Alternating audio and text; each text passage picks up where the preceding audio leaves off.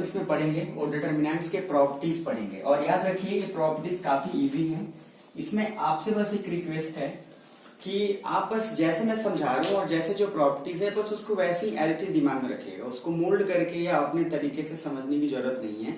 जैसे बस बता रहा हूँ वैसे उसको करते जाइएगा। तो इसमें सबसे जो फर्स्ट प्रॉपर्टीज है उसको मैं एक एग्जाम्पल के थ्रू आपको समझाता जाऊंगा। जैसे मान लीजिए पहला प्रॉपर्टीज ये कहता है कि अगर आप एक डिटरमिनेंट है, उस डिटरमिनेंट में मान लीजिए 2 3 5 6 8 4 एंड 3 2 1।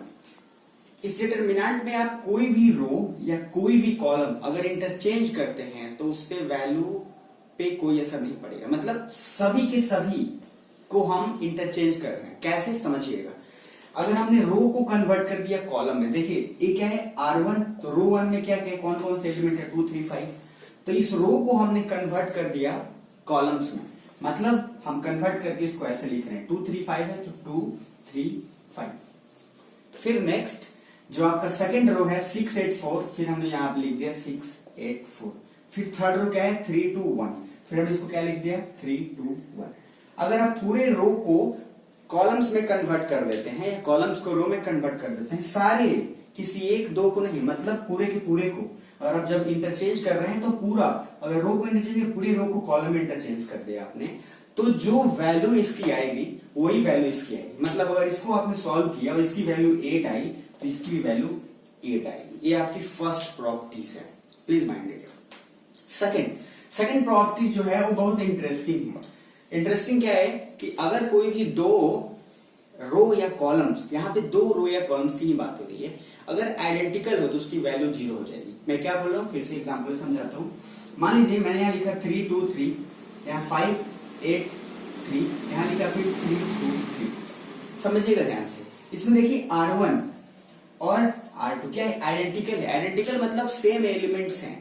अगर कोई भी दो रो में या कोई भी दो कॉलम्स के सेम एलिमेंट्स हो जाएं, आइडेंटिकल हो जाएं, तो इसकी पूरी की पूरी वैल्यू हो जाएगी 0। ये आपको दिमाग में रखना है। तो आप जब डिटरमिनेंट की वैल्यू जब सॉल्व करेंगे, आपके एग्जाम में सॉल्व करने के लिए मिलेगा, तो सबसे पहले एक प्रॉपर्टीज जरूर देखिए, क्योंकि प्रॉपर्टीज देखने से आपके बहुत सारे काम इजी हो जाएंगे। आपको सॉल्व करने की जरूरत भी नहीं पड़ेगी अगर आपको प्रॉपर्टीज याद रहा तो। अब इसकी ही बात करें, अब आप इसको आगे सीधा आप स्टार्ट कर देंगे, चलो बनाना शुरू कर देते हैं, बट जब आप प्रॉपर्टीज देखेंगे यार ये तो सेम है, तो सीधा वैल्यू क्या आएगी 0। आपका टाइम ऑलरेडी बच जाएगा। फिर उस तरीके से इसी का नेक्स्ट जो आपका थर्ड प्रॉपर्टीज है वो यहाँ पे देखिएगा। तो थर्ड प्रॉपर्टी भी काफी इंटरेस्टिंग है। थर्ड प्रॉपर्टी ये है कि अगर आप सेम एज, अगर मैं बात बोलूं इसी से थोड़ा मिलता जुलता है, लेकिन इसमें थोड़ा सा डिफरेंस है। मैं इसको रब कर रहा हूं,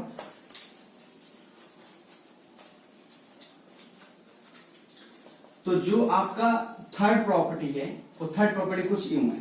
थर्ड प्रॉपर्टी ये कहता है कि अगर आपने मान लीजिए जो वैल्यू दिया है 3 5 8 6 2 3, और यहां पे हमने लिखा मान लीजिए लेट से 6 10 16, यहां पे आपने वैल्यू दिया हुआ है। थर्ड प्रॉपर्टीज मैं ये बोल रहा हूं कि अगर किसी भी दो रो या दो कॉलम्स का रेशियो सेम हो, समझिएगा ध्यान से, दो रो या दो कॉलम्स का रेशियो सेम होना चाहिए, तब भी उसकी पूरी की पूरी वैल्यू 0 हो जाएगी। जैसे अब आप यहाँ पे मैं इसको और इसको कैलकुलेट करने के लिए बोलता हूँ, रेशियो निकालने के लिए। इसको क्या है 3/6, फिर यहाँ पे लिखिए 5/10, फिर क्या है 8/16, तो 3 2 6, 5 2 10, 8 2 16, तो रेशियो क्या रहा है 1:2, यहाँ भी 1/2 1/2 1/2। तो जब आपका रेशियो पूरे का पूरा सेम हो तो फिर से इस पूरे डिटरमिनेंट की वैल्यू हो जाएगी 0। तो प्लीज ये प्रॉपर्टीज ध्यान में रखिएगा, क्योंकि ये प्रॉपर्टीज आपके बहुत काम आने वाला है। अब ये थर्ड प्रॉपर्टीज तक क्लियर हो गया। अब हम थोड़ा सा आगे बढ़ते हैं। अब हम अपने आते हैं नेक्स्ट प्रॉपर्टीज पे, जो आपका है फोर्थ प्रॉपर्टी।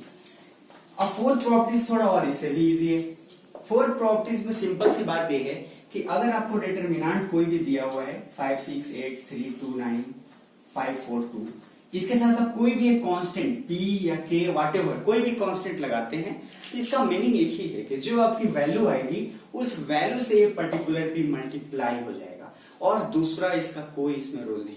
मतलब आपको सिंपल इसके साथ सबको मल्टीप्लाई करने की जरूरत नहीं है। आप क्या कर सकते हैं, बस आप अपना वैल्यू इसको फाइंड आउट करिए, जैसे मैंने एरिया ऑफ ट्रायंगल में बताया था, और उसको इसके साथ मल्टीप्लाई कर दीजिए। दूसरा इसका कोई यहाँ रोल कांस्टेंट का नहीं है। तो आई होप ये क्लियर होगा। अब हम थोड़ा सा आते हैं नेक्स्ट प्रॉपर्टीज, जो हमारा प्रॉपर्टीज नंबर है 5। तो प्रॉपर्टीज 5, अब इसमें थोड़ा सा और ये भी थोड़ा इंटरेस्टिंग है। इसमें ये है कि अगर आप किसी भी डिटरमिनेंट में अगर आप ऐड करते हैं कोई नंबर उसके रोज या कॉलम्स में, तो डिटरमिनेंट जो है सेपरेट आउट हो जाएगा, मतलब दो डिटरमिनेंट में कन्वर्ट हो जाएगा। कैसे, अभी देखते हैं। मान लीजिए आपके पास कोई एक एग्जांपल्स है, जैसे एग्जांपल मान लीजिए ये है, अब मैं इसको